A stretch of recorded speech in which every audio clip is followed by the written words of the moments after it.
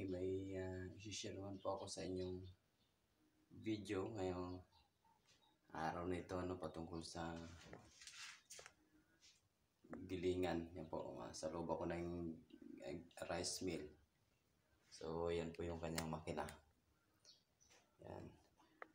So, mayroon po akong gagawin dito. May gagawin po ako dito kasi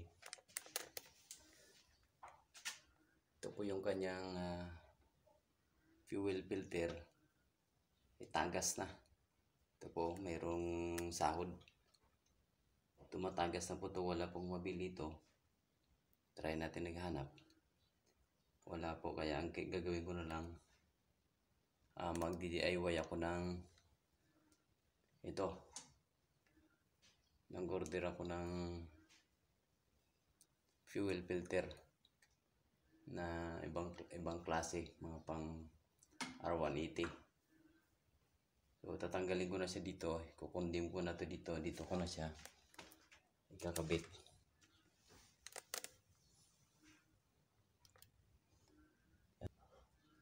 Ginawa ko na po ng bracket yan dyan, yan yung kanyang bracket, yan po, yan flat bar. Nagbaluktot po ako ng flat bar to. Flat bar na to, madilim talaga dito. Ayan. Para nag-DIY po tayo ng flat bar, naka-bolt po yan dito. Ayan, ilawan natin.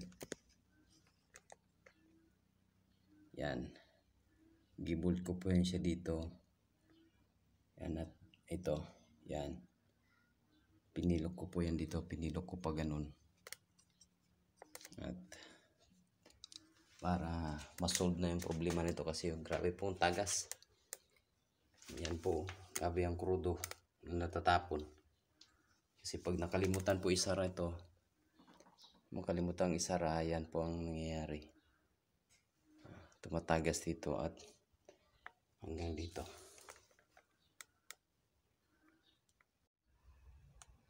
Yan po. Grabing tagas ng krudo. Dito po yun siya nanggagaling. Matagas at umaagos doon. Kaayusin po natin yan.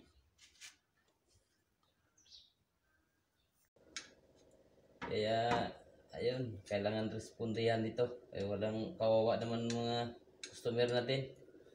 Malayo, ayaw pag sa highway pa.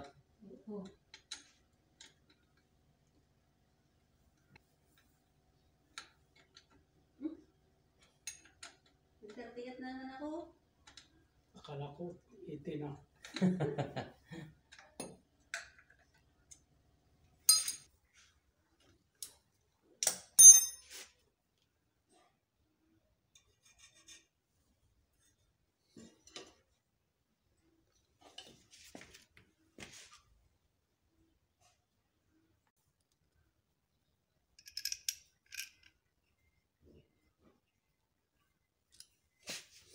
Ang po.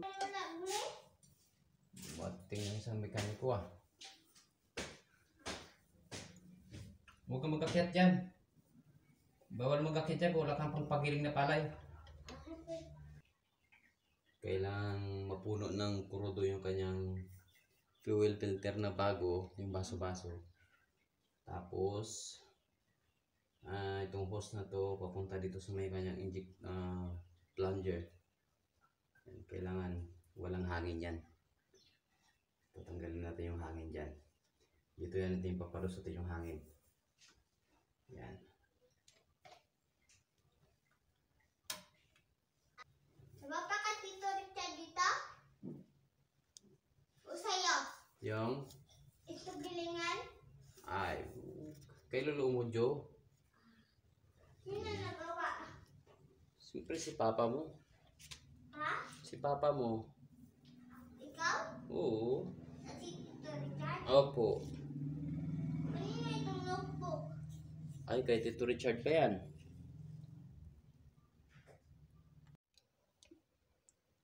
Okay. Yan na po yung ating ginawa. Yan.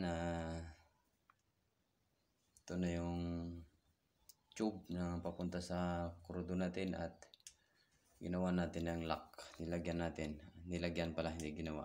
Nilagyan. At ito po yung dati niyang, yan po, no? Ito po yung dati niyang fuel filter. Dito po yung nakalagay dati.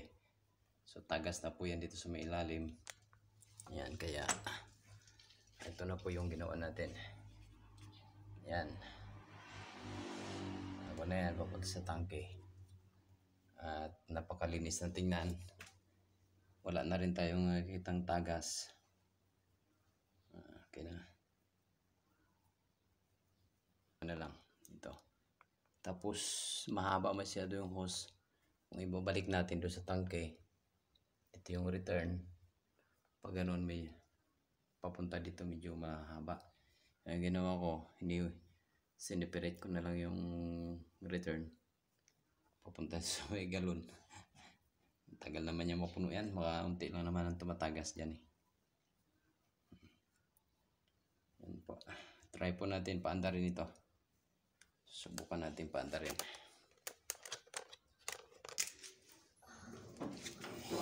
Yes.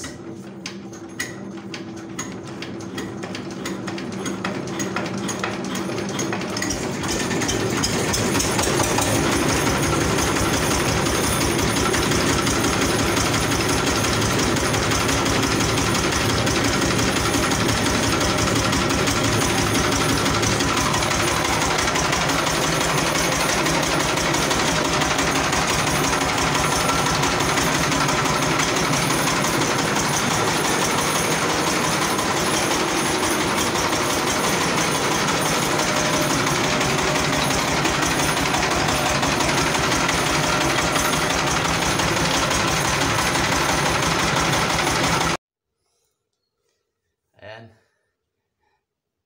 Okay naman po yung ginawa natin, ano? At napaandar na natin yung makina. So, ganun lang po ang sikreto po niyan. Paliwanag ko lang ulit. Kapag gumalaw po kayo ng fuel filter nito, pag binago nyo yan siya, sikapin nyo po na wala tong hangin, ano? Kailangan puno siya ng crudo, diesel, tapos itong hose na to papunta dito sa may kanyang plunger. Dapat po yan ay papasingawin nyo po yan dito. Luwagan nyo muna to, huwag nyo muna kagad higpitan. Pagka sulit na po yung crudo na nabubuhos dito, sahurin nyo lang para hindi naman masayang. Pag sulit na yung crudo ay higpitan nyo na po yan at sigurado po yan makapapaandar kayo. Mapaandar nyo na yung makina.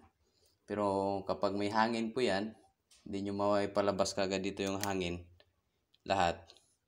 Hindi nyo po mapaandar yan, no? Papawisan lang kayo niyan. Kaya ako, pinawisan ako kasi medyo kulob po dito. Kulob dito sa ating ginagawa. Ayan. Maraming salamat po sa inyong panunood. Nawa, makatulong po ito sa inyo ang video na to. Ayan. God bless po.